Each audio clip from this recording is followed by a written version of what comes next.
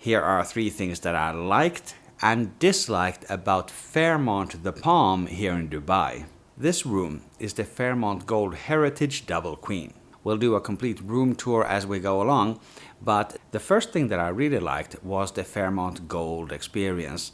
That primarily means access to the Gold Lounge, which is just down the hallway on the same floor, floor number 9. The lounge is open all day, but at 3 specific times in the day there are meals available there. There's breakfast in the morning, and the spread was really good. Maybe not as extensive as in the main restaurant, but for my needs, this was plenty in terms of choice for breakfast foods. There were plenty of Western options, as well as local Arabic options. This was a really nice breakfast spread.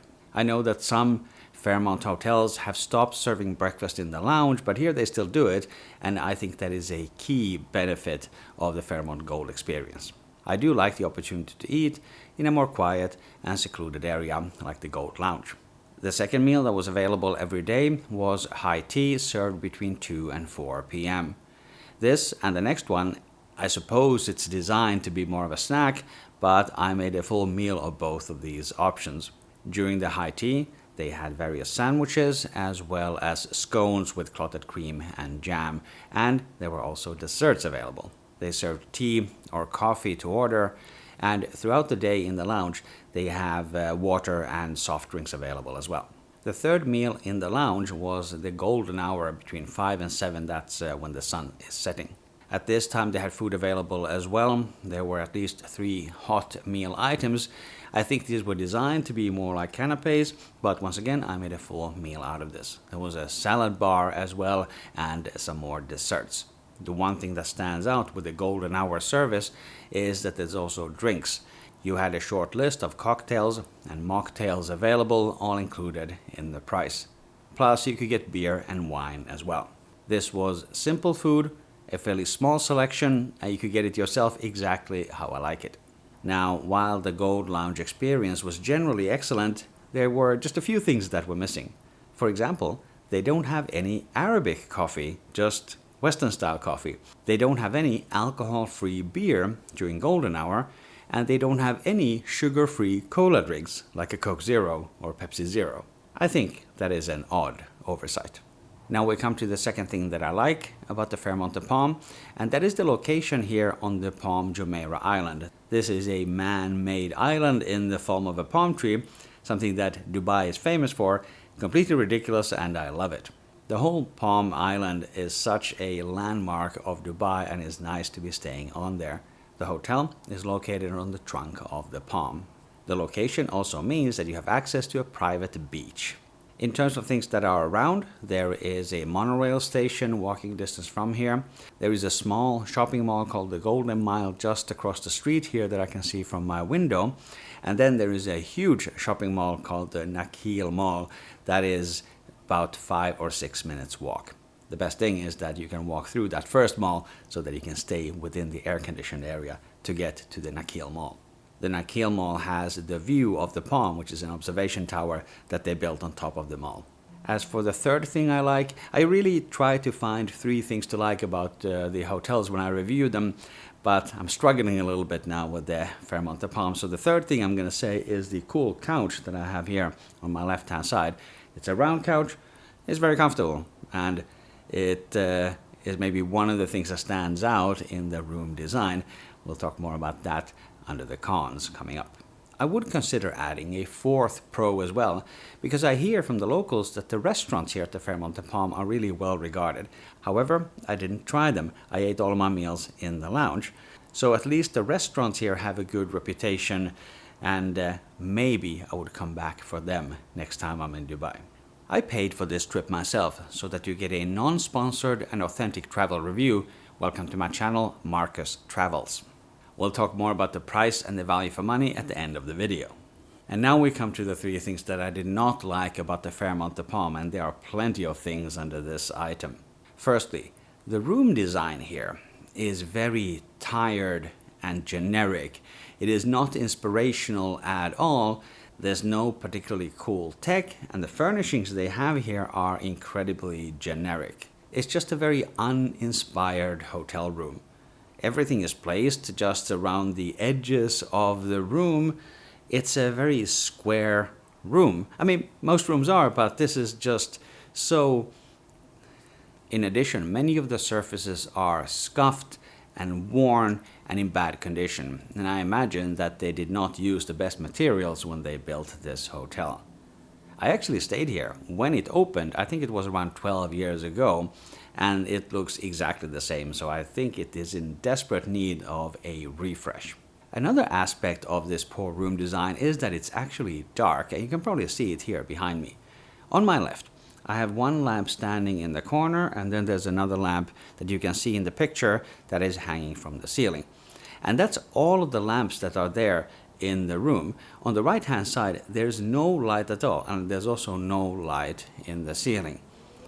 Maybe the one exception is that there's a small spotlight there above the work desk, but that is a very bad design. Usually at a desk, you want to have a desk lamp whose height and angle you can adjust. That is not the case here. I'm recording this in the morning, so I have a little bit of daylight coming in, but when you're here in the evening, it is very dark and you cannot make it brighter. Another aspect of that old room design is the lack of electrical outlets. By the bed here, there's only one outlet for 2 beds. That's pretty pathetic. There are some other outlets around the room, like there's one by the desk, for example. I think that should be at least 2 or 3 by the desk if you're going to be using it for working. All of the outlets in the room are the UAE/UK standard. There are no universal plug sockets at all in this room, and I think in this day and age, you would expect at least 1 or 2 universal power outlets. The second thing that I did not like about this room was the implementation of the digital key. Now, I've used digital keys on the hotel app before, for example, at Hilton, and there you can just activate the key and then bypass the check-in process completely. That's not how it works here. I could not activate the key until I had actually checked in. But then what's the point? Like, the whole point of having a digital key is that you can just go to your room and not have to talk to anybody. That's not how it works here. So the whole basic idea of the digital key is now completely pointless. After check-in, I did get the key uploaded into my Accor app, but it did not work. I tried it so many times. I somehow accidentally got it to work once, but it was not consistent. In the end, I think there were 5 or 6 times when it was not working, and as I was playing around with it, after a while, my physical key also stopped working. For some reason, it got blocked. That is outrageous. That is pathetic. That is the worst digital key implementation that I've ever seen in any hotel room. I hope my video clip is able to capture exactly how frustrating it was to try to work this digital key, but I can tell you, this is not thought out. If you're getting value from the video, please hit the like button. Thanks for doing that. The third thing that I really disliked was the payment processing that the Fairmont The Palm uses. And this already gave me a bad first impression when I booked the room.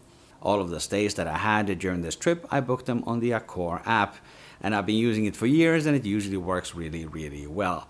This was a prepaid room rate, and on the app, I went through the normal payment process. Yet, sometimes later, the Fairmont The Palm sent me another email saying that I have to log in to a specific third-party payment portal to pay for my room rate. Now, in my mind, I had already paid via the app where I had my credit card stored, but they wanted this other form of payment.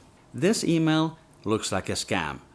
And you shouldn't be clicking random links in emails asking you for your credit card information.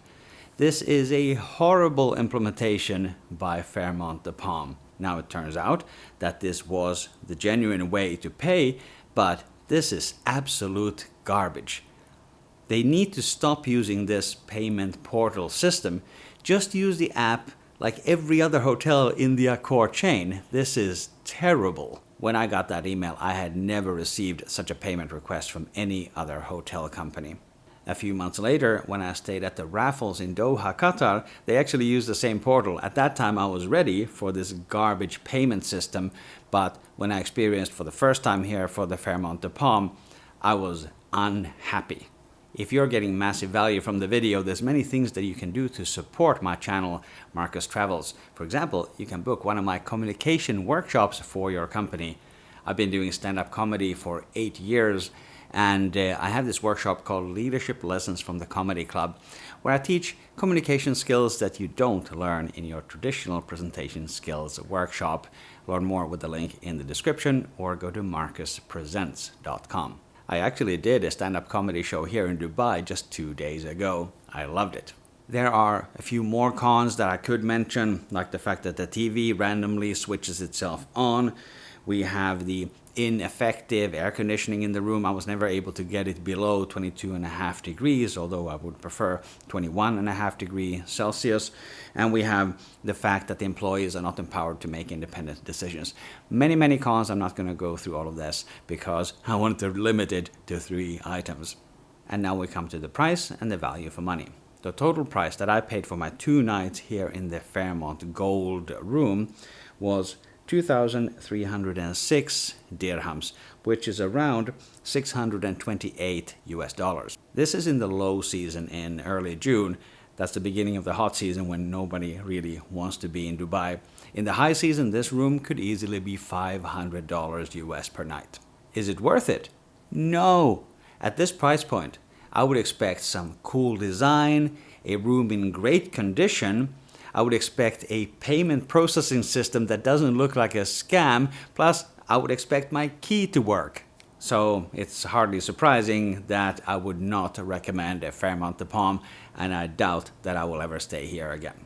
I generally like Fairmont as a brand, and I've stayed at a few of them in the past. Click or tap the screen right here to watch my review of the Fairmont Doha. It's in a very cool building with some real big problems, so check out that review now. Thank you very much for watching Markus Travels, and I will see you in the next video.